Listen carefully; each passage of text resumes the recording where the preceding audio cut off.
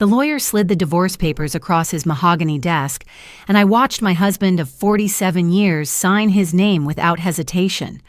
Robert didn't even look at me. His hand was steady, confident, like he'd been practicing this moment in his mind for months. Maybe he had been. "You're holding me back, Claire," he'd told me 3 weeks earlier, standing in our kitchen with his suitcase already packed. I deserve to feel alive again. I'm Claire Patterson, and I'm 72 years old. For 47 years, I believed in forever. I raised 3 children, supported my husband through 2 failed businesses and a bankruptcy, and turned our house into a home that friends called a sanctuary. And on a Tuesday morning in April, he walked out to move in with Amber, a 39-year-old yoga instructor he'd met at the community center. Before I tell you what happened next, I want to know, where are you watching this from? Drop your city and state in the comments.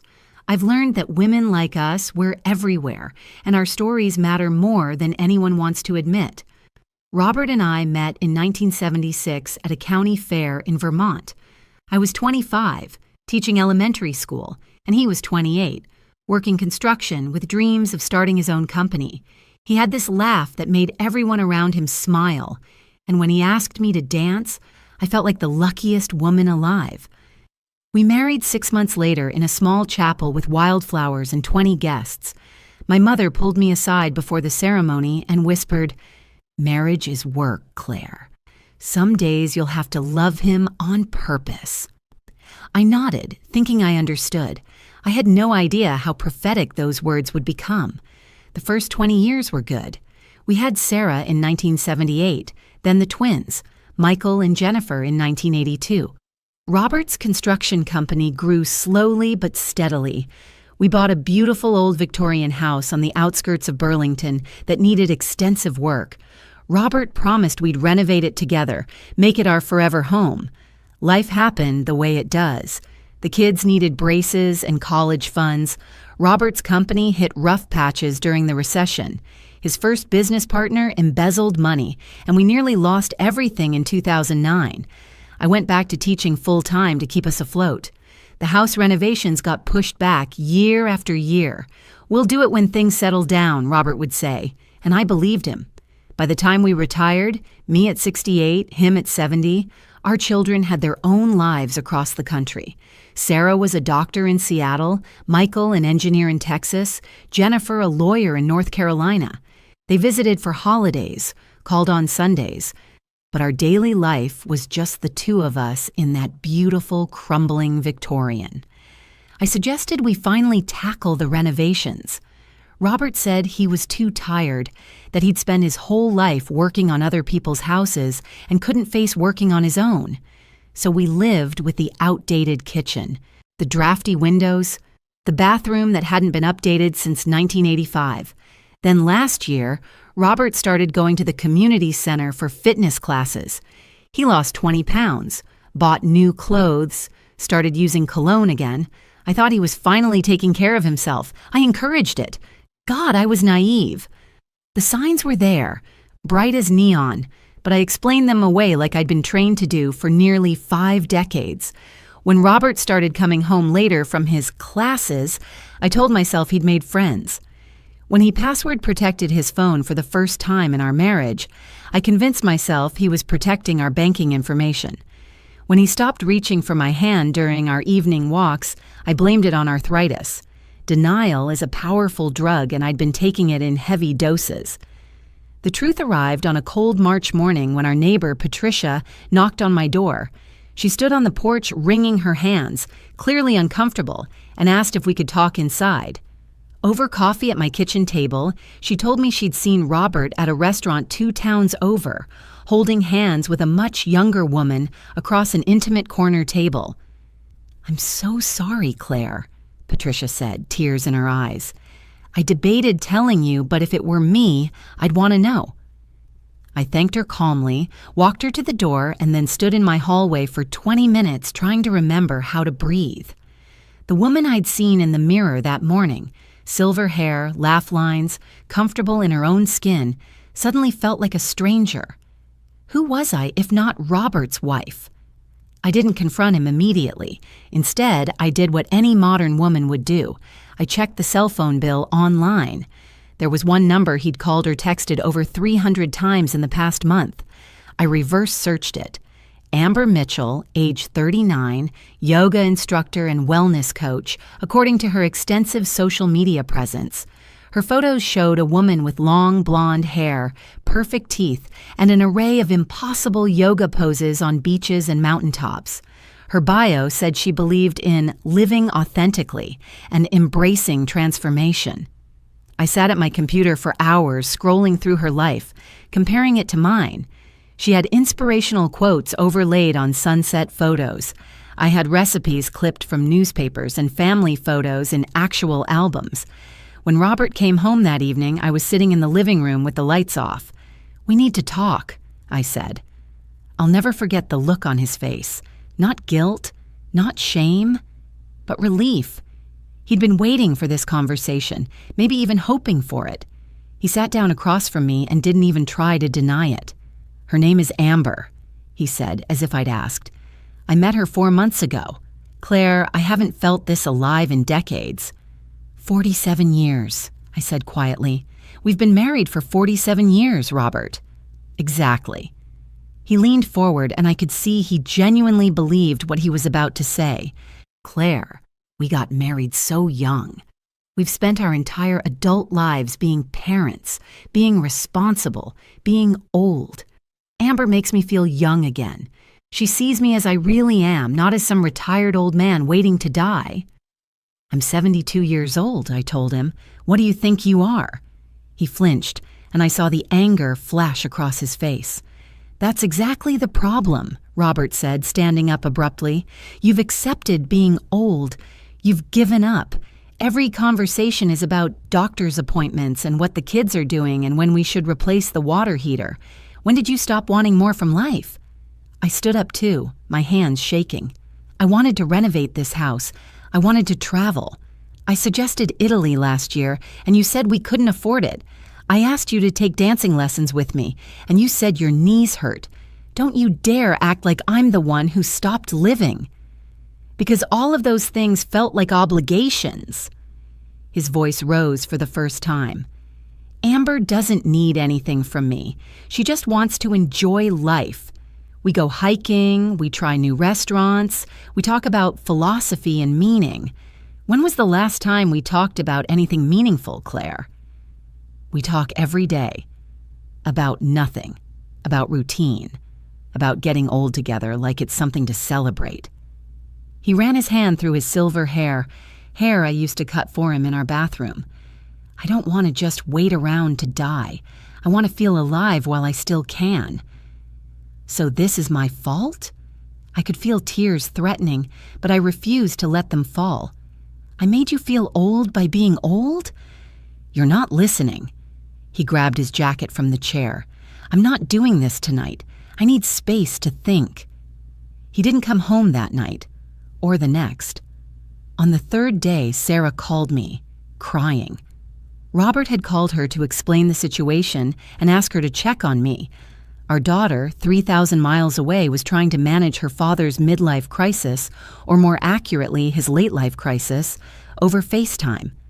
"Mom, I'm so sorry," she sobbed. "Do you want me to fly out?" "No, honey. Stay with your family. I'm fine." I wasn't fine, but what mother wants her daughter to see her like this? The twins called next, both furious with their father. Michael threatened to fly out and knock some sense into him, while Jennifer started researching divorce lawyers. My children were ready to go to war for me, but I could hear the confusion in their voices. Their stable, boring parents were supposed to be the one constant in an unstable world. Robert returned on a Thursday afternoon to pack his things. He moved through our house like a ghost, filling suitcases with clothes, toiletries, and the leather jacket I'd given him for his 60th birthday. I watched from the kitchen doorway, silent. "I'm staying with Amber," he finally said, not meeting my eyes. "Just temporarily until I figure things out." Figure what out exactly? What I want, who I am without all these expectations weighing me down. He zipped up the last suitcase. "Claire, you've been an amazing wife and mother, but I need to know what it feels like to just be Robert again. Not someone's husband or someone's father, just me." "You're 72 years old," I repeated. "How long do you think Amber will want just Robert when reality sets in?" Robert's jaw tightened. "She's not like that. Amber sees beyond age. She practices mindfulness and acceptance.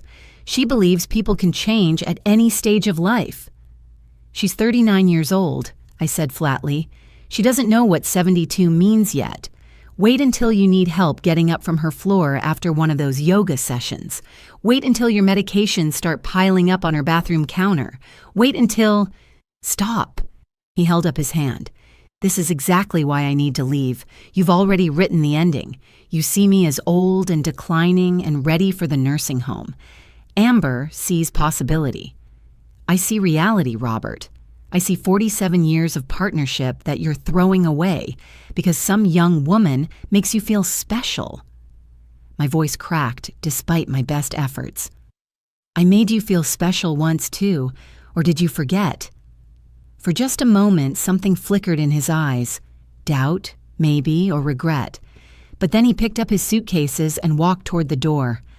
"I'm sorry, Claire, I really am, but I can't stay in this life anymore. It's suffocating me." The door closed behind him and I stood in the sudden silence of our house. Not our house anymore. My house. The Victorian we'd bought with such hope and plans now felt enormous and empty, each room echoing with memories of a life I'd thought was solid. I didn't cry that first day. Instead, I walked through every room like I was seeing it for the first time. The living room where we'd taught our children to walk, the kitchen where I'd made thousands of meals, the bedroom where we'd shared 47 years of nights, the bathroom with the avocado green fixtures from 1985 that we'd never gotten around to replacing. That's when something unexpected happened. Standing in that outdated bathroom, I didn't see a monument to our failures. I saw potential. I saw what the house could be. The next morning, I called our daughter Jennifer, the lawyer. "I need you to recommend the best divorce attorney you know," I told her, "and I need someone who specializes in property division." "Mom, are you sure?" Jennifer's voice was careful. "Maybe Dad just needs time to—" "Your father made his choice. Now I'm making mine." I hired Marcus Chen, a divorce attorney with a reputation for protecting his clients' interests without mercy. During our first meeting in his downtown office, he reviewed our financial situation with his reading glasses perched on his nose. "You've been married 47 years, he said. "In Vermont, that means you're entitled to half of everything: his pension, his Social Security, the house, savings, all of it. But given that the house is your primary asset and he's chosen to leave, we can push for you to keep it entirely in exchange for a smaller share of his retirement accounts." "I want the house," I said immediately. Marcus nodded. "Then let's make that happen. Does he know what the house might be worth?" I shook my head. "We bought it for $75,000 in 1988. It needs so much work that I doubt he's thought about its value in years." Marcus smiled slightly. "Has anyone done a current appraisal?" "No. Why would we? It's falling apart." He leaned back in his chair, steepling his fingers. "Mrs. Patterson, Victorian homes in Vermont, particularly in established neighborhoods near Burlington, have become increasingly valuable. Even in disrepair, depending on the lot size and location, you might be sitting on something significant.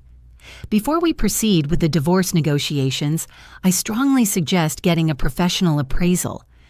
3 days later, a real estate appraiser named Thomas walked through my house with a tablet and a measuring tape.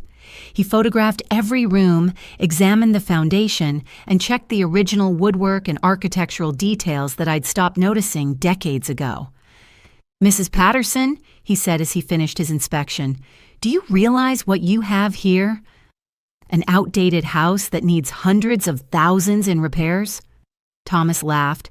"You have a 200-square-foot Victorian in original condition on a half-acre lot in one of Vermont's most desirable areas. The bones are excellent.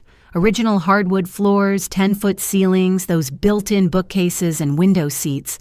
Yes, it needs updating, but that's cosmetic. The structure is sound. He sent his appraisal 3 days later. In its current condition, the house was worth $425,000. Fully renovated to modern standards while preserving its historic character, it could sell for between $950,000 and $1.2 million. I read those numbers 5 times, sitting alone at my kitchen table. That's when the plan began forming. Robert had made it clear he wanted a quick, clean divorce. Through Marcus, he offered me the house and a small portion of his pension in exchange for his freedom and most of his retirement accounts. He was so eager to finalize everything and move on with Amber that he didn't question the arrangement or ask for an updated appraisal. Marcus advised me to accept immediately before Robert had second thoughts. "Are you sure about this?" Marcus asked during our final meeting before the divorce was finalized. "You're taking on a property that needs extensive work, and you're giving up guaranteed income from his retirement accounts." "I'm sure," I said. "The house is worth more than money to me." But that wasn't entirely true. The house was worth money, a lot of it potentially. And I had a plan. The divorce was finalized on a rainy Tuesday in May. Robert signed the papers without reading them carefully, eager to get back to Amber and his new life. I walked out of that lawyer's office as a divorced woman at 72 years old, single for the first time since I was 25. If you think you know where this story is going, here's where I need you to hit that subscribe button because what happened next surprised everyone, including me. This isn't just about a woman getting revenge. It's about a woman getting her life back. That evening, I stood in my living room now, and made a decision that would change everything. I pulled out a notebook and wrote at the top, "House renovation plan." I had $47,000 in a savings account from my teaching pension that I'd kept separate from our joint accounts. It wasn't enough to renovate the entire house, but it was enough to start. The next morning, I called every contractor in the Burlington area until I found one willing to work with my budget and my timeline. His name was Luis Martinez, a renovation specialist in his 50s who'd built a reputation for transforming historic homes. He walked through my house the following Saturday, taking notes and occasionally whistling at what he found. "Mrs. Patterson, this house is a gem," he said in my kitchen, sketching rough plans on graph paper. "The good news is the foundation, framing, and roof are all solid. The bad news is everything else needs work. Electrical, plumbing, kitchen, bathrooms, windows, insulation. We're looking at a complete renovation to bring it up to modern standards." "How much are we talking?" Luis did some quick calculations. Done right, preserving the historic details while modernizing everything else, you're looking at $200,000 to $250,000 minimum. My heart sank. I have $47,000. Then we get creative. Luis sat down across from me. We prioritize the work that adds the most value. We do some of the labor ourselves where we can. We use reclaimed materials for the historic elements and cost-effective modern materials for the updated parts, and we phase it in sections. "Why would you want to take on a project like this?" Luis smiled.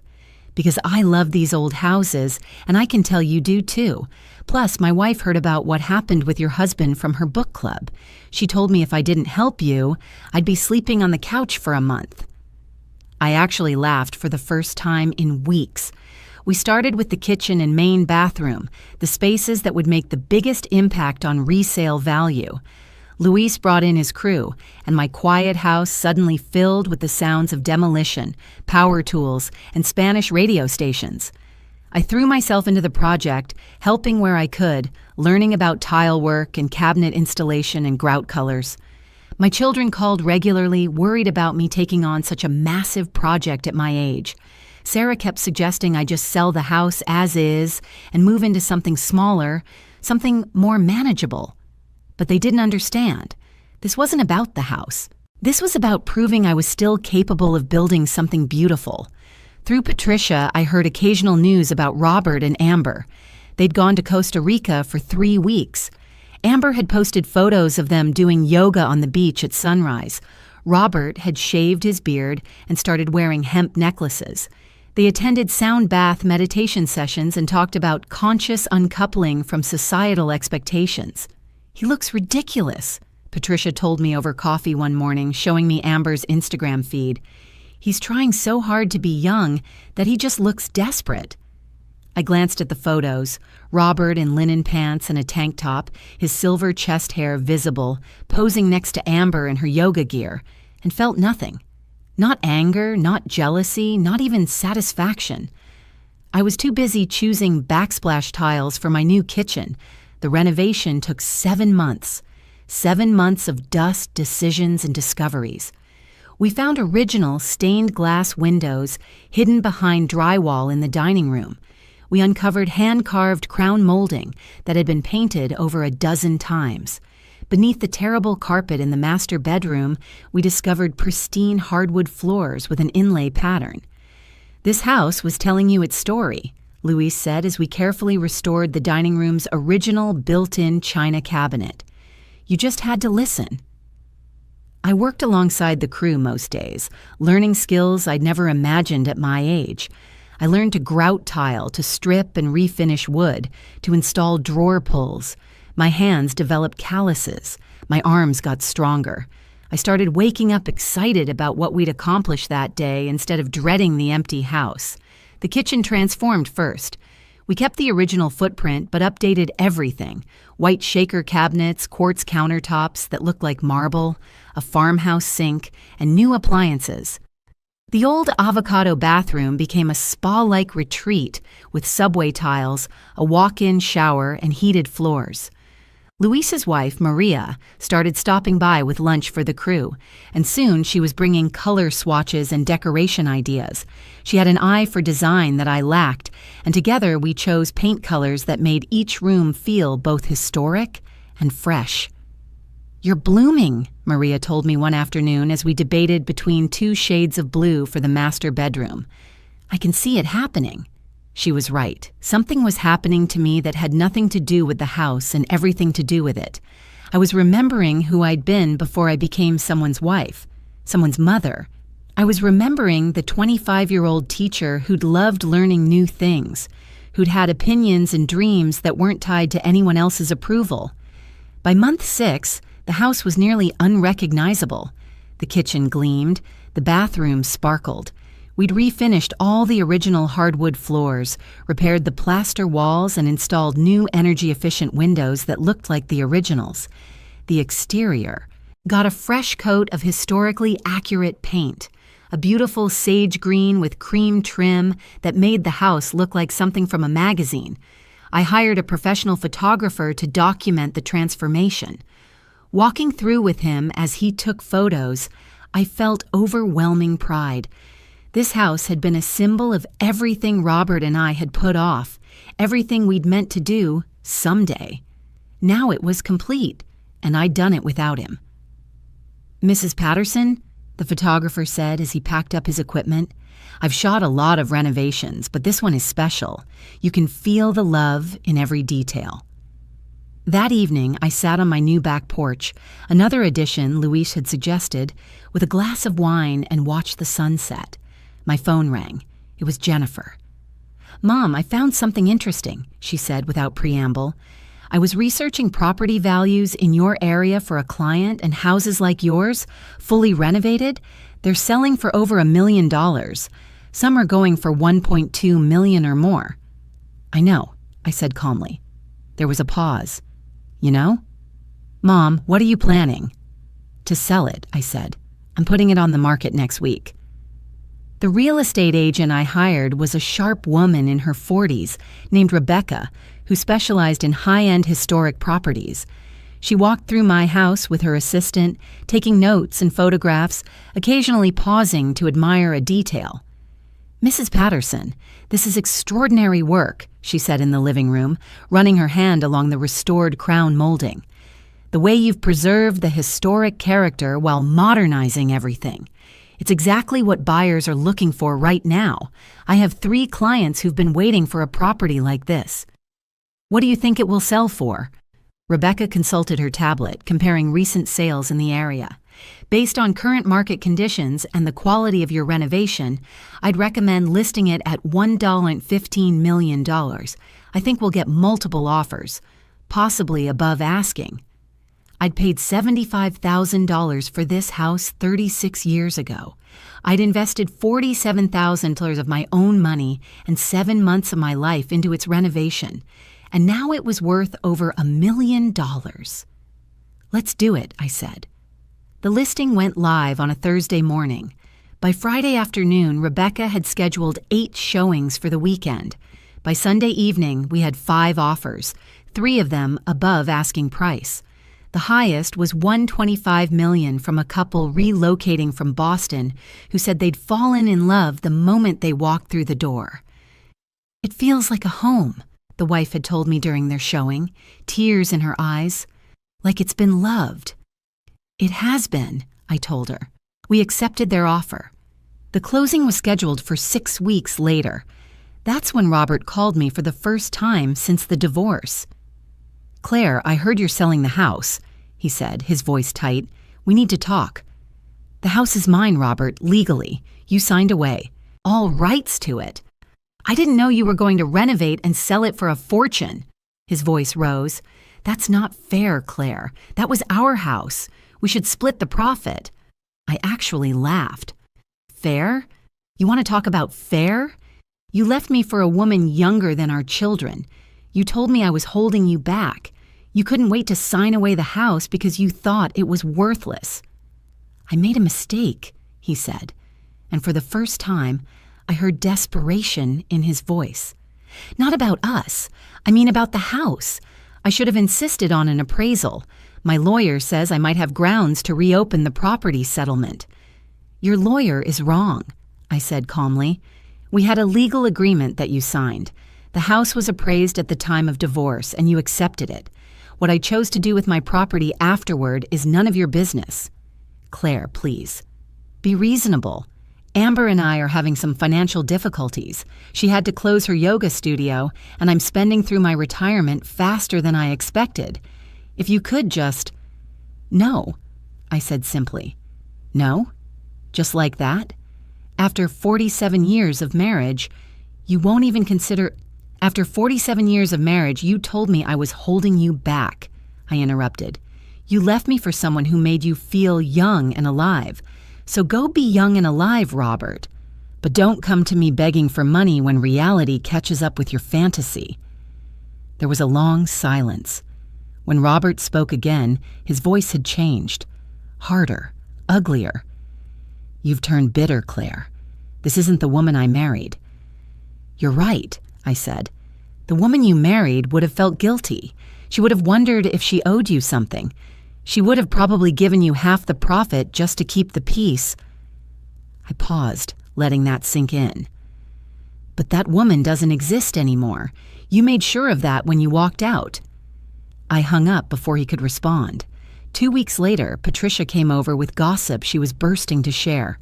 Robert and Amber had broken up. Apparently, when Robert's money started running out, Amber had begun finding him less aligned with her energy. She'd met someone new at a meditation retreat, a divorced tech entrepreneur in his 50s with a house in Sedona. "Robert's been calling around, asking friends if he can stay with them," Patricia said, clearly enjoying the drama. "He told everyone he made a terrible mistake and wants to reconcile with you." "That's not going to happen," I said. "Good." Patricia raised her coffee mug in a toast. "You deserve so much better." The house closing happened on a beautiful October morning. I signed the papers in Rebecca's office, watching my bank account grow by $1.25 million. After paying off the remainder of the renovation costs, Luis's final bill, and various fees, I walked away with just over $1.1 million in profit. That evening, Sarah, Michael, and Jennifer all video called me together, their faces arranged in a grid on my laptop screen. "Mom, we're so proud of you," Sarah said, wiping tears from her eyes. "When Dad left, we were so worried about you." "I was worried about me, too," I admitted. "But I'm okay. Better than okay, actually." "What are you going to do with the money?" Michael asked. Invest it? Travel? Both, I said. I'm buying a small condo in Burlington, something modern that I won't have to maintain. I'm setting aside money for retirement, and then I'm booking a trip to Italy, that trip your father and I never took. Alone? Jennifer asked carefully. No, I said, smiling. Maria, Luis's wife, has become a good friend. She's always wanted to see Tuscany, and her daughter just agreed to watch her grandkids for 3 weeks. We're going together this spring. 2 days before I moved out of the Victorian, Robert showed up at my door. He looked older than I remembered, tired in a way that had nothing to do with age.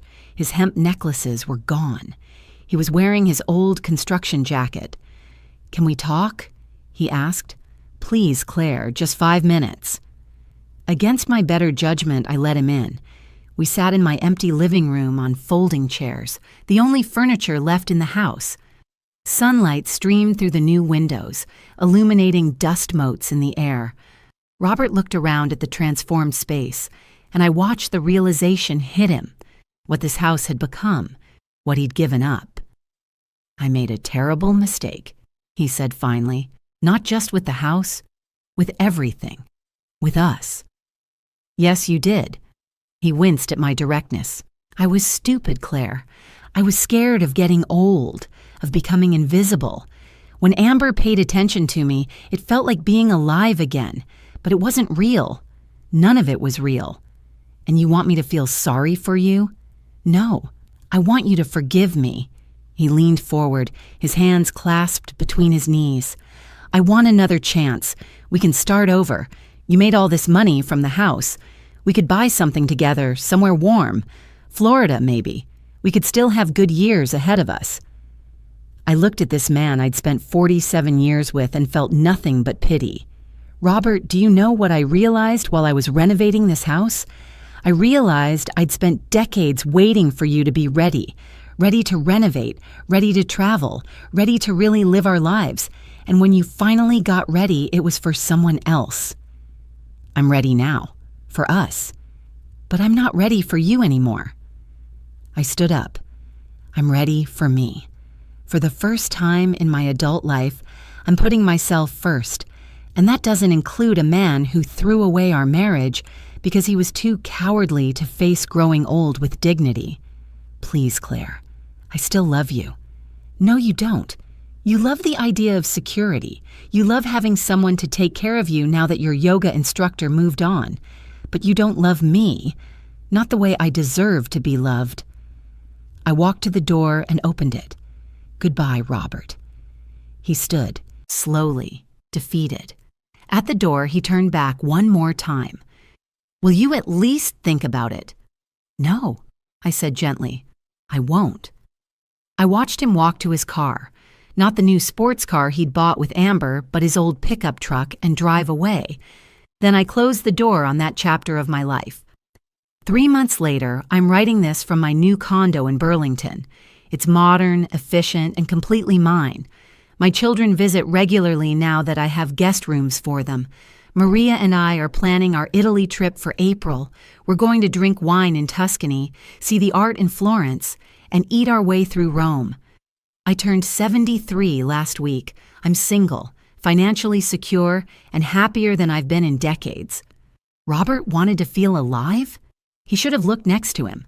I was there all along, just waiting for permission to bloom. And in the end, I gave that permission to myself.